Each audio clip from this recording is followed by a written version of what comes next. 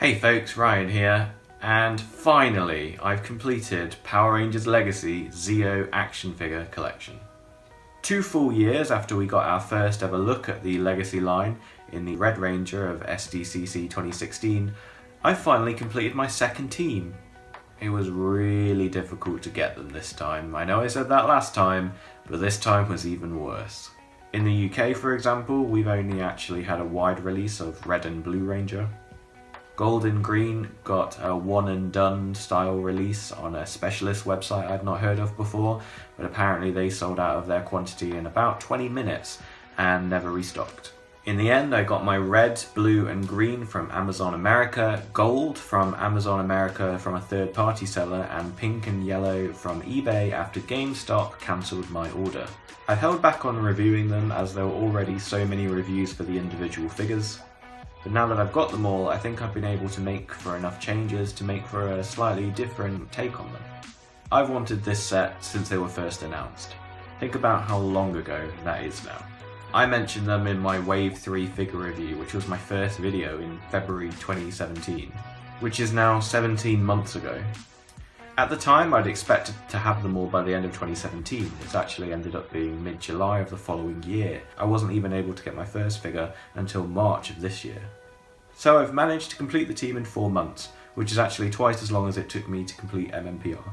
I always liked the Zeo designs. The patterns made them reminiscent of the Green Ranger, and I liked that their shapes sort of correlated to their Ranger numbers.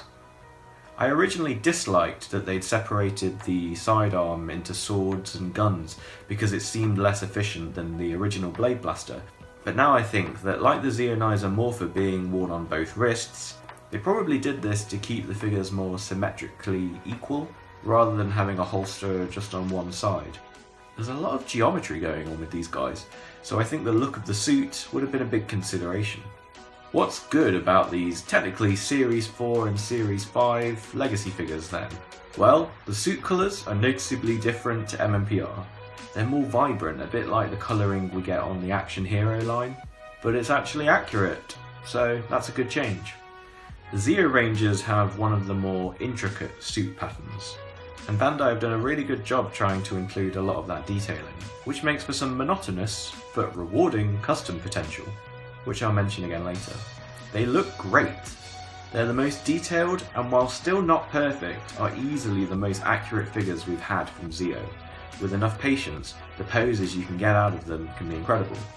Some things they've actually improved from the original MMPR Legacy figures. No stupid upper shoulder moulding, you know, the style that looked like a carryover from the Ninja Storm design. None of mine suffer from that annoying head tilt, the one that 3 of my MMPR males did. The sidearms, the pod sword and laser pistol are in their holsters tight. MMPR's folded blade blasters fall out all the time. I'm surprised I haven't lost any of them yet, but these aren't going anywhere unless you want them out. That's perfect.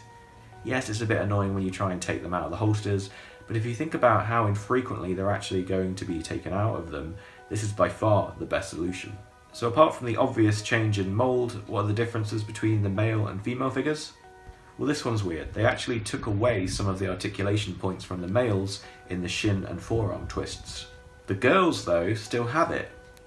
Initially, the boys' double jointedness didn't double join, but that's improved or loosened over time. And a special mention to the Gold Ranger's shield and armbands, which unfortunately restrict movement quite a bit. What are the pains this time? Well, initially there was some warping from the packaging. I had to get a hairdryer on the Green Ranger's foot straight out of the box. Fortunately, it seems to have returned to its natural state, a bit like the shield on my MMPR White Ranger eventually did. The Zeo Rangers might be stronger than before, but their joints are as weak as ever. I know the Pink Ranger can't seem to hold the shield up properly in her right arm, it just flops down, and that was straight out of the box loose.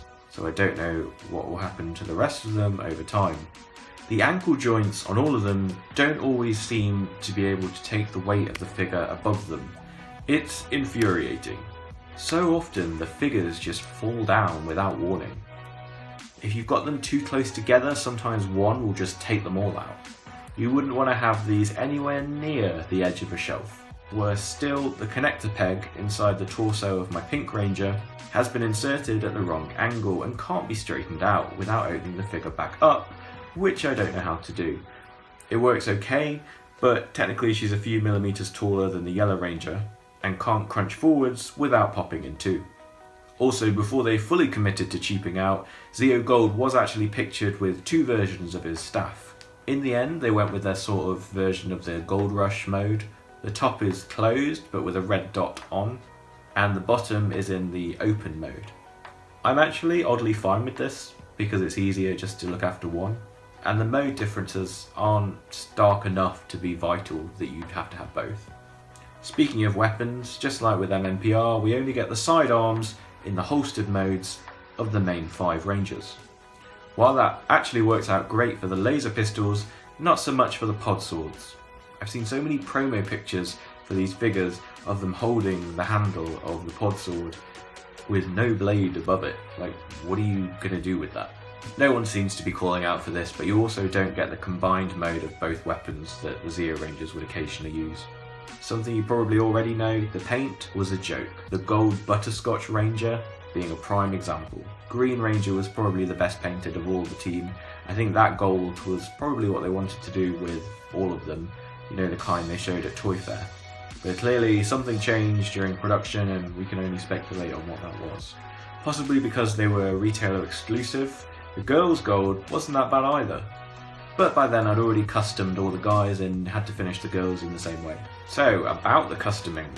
The initial MMPR releases gently encouraged us into customizing our own figures by necessitating us to make the belts and morphers consistent, as after red and green they just weren't right out of the box.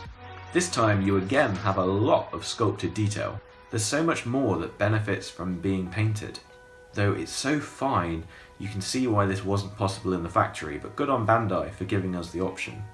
You can fill in the panel lines on the suit along with the cuffs and boots. For mine I used a Gundam panel line pen in brown, and then for the top layer I used a gold metallic Sharpie. The girls being smaller proportion gives you less detail, which is a bit of a challenge.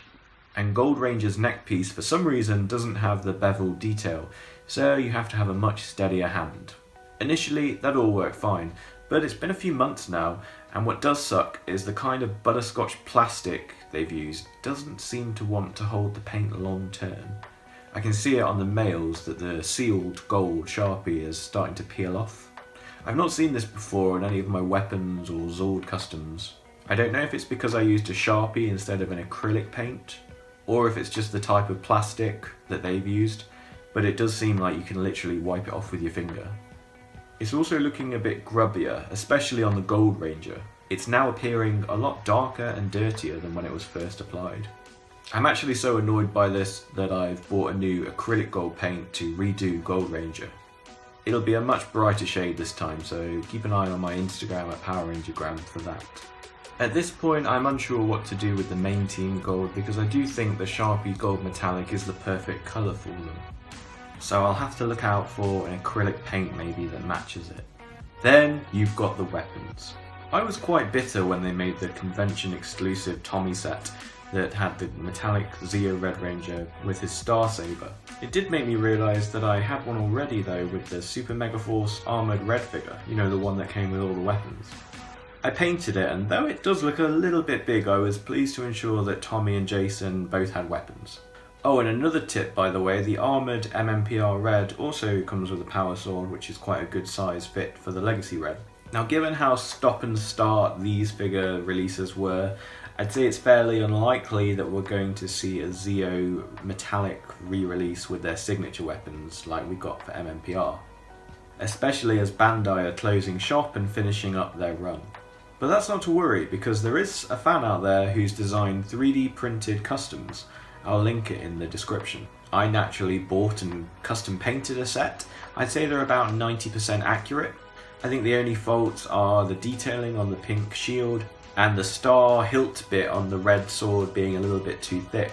However, those issues are really nitpicking and really minor. These things look great. I wouldn't know where to begin with 3D printing, so it's such a great asset to have a fan in the fandom who knows what he's doing and is able to make them available for other fans like us. These weapons give you what the legacy figures don't, which is the opportunity to pose them uniquely, so each ranger stands out from each other in the crowd. Lastly, there's the Builder Megazord. Unlike my original Builder Megazord, I didn't even get these pieces out of the box until I came to make this video. That's how uninterested I was by it. But it definitely would have been even worse if Bandai had never finished it, which for a time while the girls were MIA looked to be possible. Unlike the MMPR Megazord, unfortunately closed fists means that even if someone was to 3D print a sword for this thing, it would never be able to hold it. Also, there's been many people experiencing breakage on the Bullzord leg pegs, so the suggestion from MMPR Toys is to use a hairdryer. Mine seems to have the opposite problem in that the legs don't stay attached, they just keep popping off the socket. So that's great. As a whole, it looks fine. It could use some customizing, which if I can be bothered, I probably will. Because I already have Deluxe Zeo Megazord, all I'd really want to do with this is make it maybe look a bit more screen accurate, which is pretty hard when you look how long the legs are. You know what's crazy? I've now bought and opened 13 legacy figures. I still have 3 unopened Ninja Storm figures, and I've sat out on 17 others, not including the metallics. So we're now at the point where I've skipped more legacy figures than I've actually bought. Other than the 2 sets I already own, out of those 17 figures I've skipped, they've not completed another team from the TV show.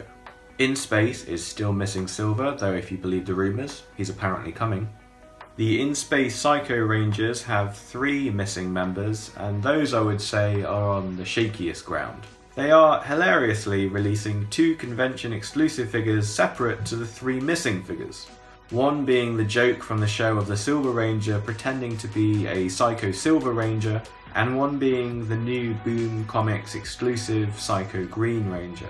Ninja Storm is still missing half the team in the Crimson and Navy Thunder and Green Samurai Rangers, which is so sad because those design variations with the complementary accents make for, in my opinion, the best designs on one team.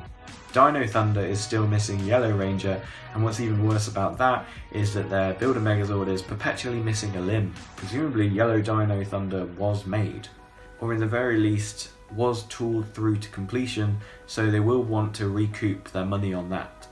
I can see that becoming the next Gamestop exclusive if they're happy with the releases of Pink and Yellow.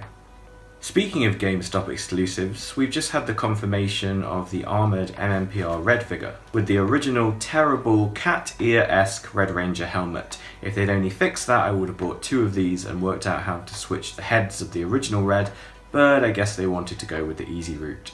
Crucially, this is another way to get the Power Sword in Legacy scale, previously only available in the convention exclusive and later metallic Red, so don't miss out on that. I have neither of those releases, so this is another really great solution for me. Also, with armoured MMPR Red getting more attention in the Boom comics lately, they've actually succeeded in making it feel relevant again, whereas for many of those years of re-releases of it, it just felt overdone. I just wish that there was a cheaper way to get hold of the Power Morphicon exclusive Lord Draken figure, because you can already tell that having both would make for an excellent final battle pose. That then is my take on the Power Rangers Legacy Zeo action figures. Still great, still flawed, but with a little more time and a lot more money, you can improve them to the point where you're really proud of them. Thank you for watching, do visit Power Rangergram for some nice pictures, and let me know in the comments if you've got a solution to my peeling gold Sharpie problem, or indeed whether you think Hasbro will ever give us some collector's Power Rangers Zeo figures again. I guess we'll see. Until next time, see you later.